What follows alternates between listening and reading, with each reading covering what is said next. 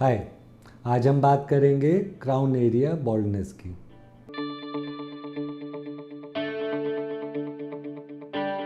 मैं doctor Arvind Poswal, doctor age clinic से। So this is what we call, इसे हम क्राउन एरिया कहते हैं। अब इसमें पूरा बाल 360 डिग्री में घूमता है। इसमें हेयर ट्रांसप्लांट में कई मिथ्स हैं। There are many myths and misunderstandings when it comes to the crown area. अब कुछ जो नॉर्मल गलतफहमियां होती हैं, एक तो ये होता है कई लोग बोलते हैं कि क्राउन में बाल उग ही नहीं सकता। तो देखिए, ऐसा कुछ नहीं है। ये प्रॉपरली बहुत अच्छी तरह से जितना आप डेंसिटी चाहो उतना डेंस हम कर सकते हैं। अब इसी में ध्यान रखने वाली क्या चीज़ होती है कि पूरा एक आर्टिस्टिक चीज़ चाहिए सबसे ज़्यादा। यहाँ पे बाल उगाना में आर्ट इतनी नहीं इन्वॉल्व होती, हेयरलाइन में होती है, उसी तरह क्राउन में बहुत होती है। क्यों? क्राउन में पूरा 360 घूमेगा बाल, और वही चीज़ हमें नेचर को रेप्लिकेट करना है। नेचर ने जैसे दिया है वो इस तरह से देना है कि देखने वाला है इससे देख के बोल ना पाए कि ट्रांसप्लांटेड है। ठीक है। दूसरी चीज़, कई बार लोग बोलते हैं कि ट्रांसप्लांटेड बालों में, क्राउन एरिया में जब हम ट्रांसप्लांट करें तो बहुत ज़्यादा बालों का ज़रूरत होता है, और इस कारण से पहले कई बार लोग क्राउन एरिया ट्रांसप्लांट करते भी नहीं थे। लेकिन अभी ये अच्छी खबर है, जैसे 2006 से बियर्ड हेयर हम ट्रांसप्लांट कर रहे हैं। तो इफ़ अ पर्सन है सफिशिएंट डोनर हेयर, यानी उसके पास यहाँ बाल तो हैं ही हैं, डोनर एरिया, उसके पास दाढ़ी अच्छी है और ये वाला एरिया अच्छा है, चेस्ट का बॉडी हेयर अच्छा स्ट्रॉन्ग है, देन वी डोंट हैव, तब हमारे पास कमी नहीं है बालों की, डोनर हेयर की, तब हम इसमें लगा सकते हैं। क्राउन में डेंसिटी के लिए यूजुअली ज़्यादा ग्राफ्ट का ज़रूरत पड़ेगा हेयरलाइन के मुकाबले। क्यों?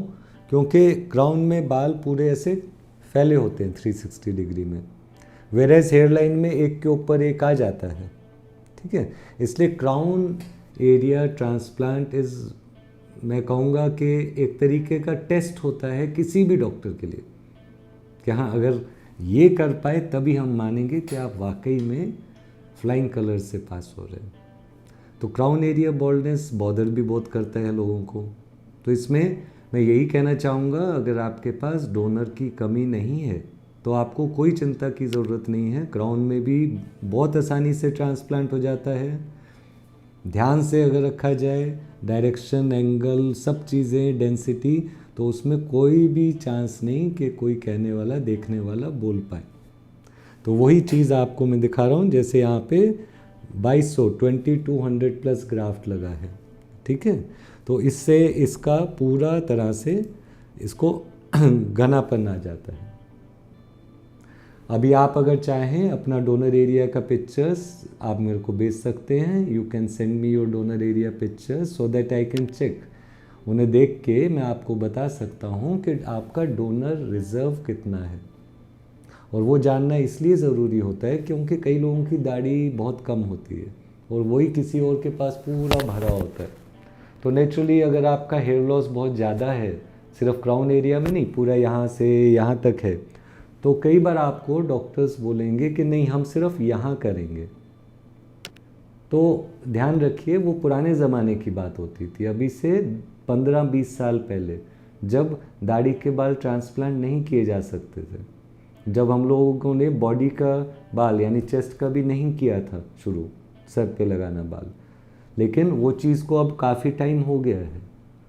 1999 में चेस्ट के बाल सर पे हम ही लोगों ने लगाए थे, 2006 में बियर्ड के भी लगाए हैं। तो ऐसे रिजल्ट्स देखिए, और अगर आपको ज़रा भी डाउट हो कि आपके पास कितना डोनर रिजर्व है, हो सकता है आप जा रहे हैं कहीं, कोई बोल रहे नहीं आपके पास तो सिर्फ 3-4 हज़ार ग्राफ्ट है, और आप देख रहे हो कि मेरे पास तो बॉडी में बाल ही बाल भरे हुए हैं, तंग आ गए उन बालों से। तो देखो, सोचो, डोनर रिजर्व आपके सामने दिख रहा है, ये दाढ़ी ही आपका डोनर रिजर्व है। So never lose heart. अगर आपका हेयर लॉस जितना भी है, if you have sufficient area, तो आपका क्राउन भी हम भर सकते हैं पूरी तरह, इनफैक्ट पूरा एक यूनिट में अच्छे से डेंस कर सकते हैं। सो क्राउन को खाली रखने की ज़रूरत नहीं है। Go ahead, send your pictures, चाहे आपका क्राउन में एक स्वर्ल हो चाहे दो हो, हम उसको पूरी तरह से रिक्रिएट कर सकते हैं। Thank you.